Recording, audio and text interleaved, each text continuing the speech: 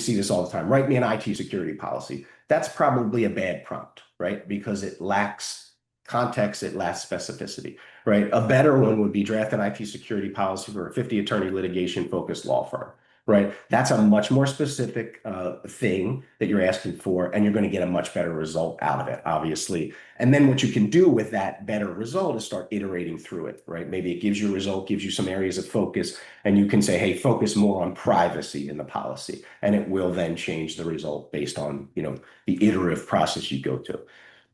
Again, the job descriptions, I hate job descriptions. Write me a job description for a paralegal.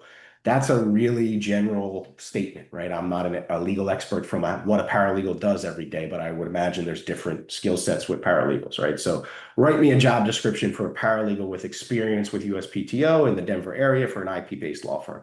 Again, much more specific. We give them an area to focus on. We give them an area of law to focus on. We give them a tool. USPTO is obviously a big piece of doing IP litigation and IP work. The last one here, and this is an interesting area too, because one of the things you can do with these tools too is research, right? One of the things it can do for you is better research.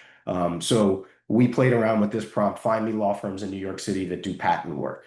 Very general. I'm sure there's 8,000 law firms in New York City that do patent work, right? So you can be more specific. You can say, find me US-based law firms ranked in the Legal 500, focused on patent litigation that have offices in New York City, right? So you can quickly get, really good results from that type of research, that type of prompt in something like ChatGPT or Copilot. One of the other prompts I did the other day with a client was they were looking for a new cyber liability insurance carrier, right? So we just did a prompt that said, hey, find me the top 5 cyber liability insurance providers for law firms in the Denver area.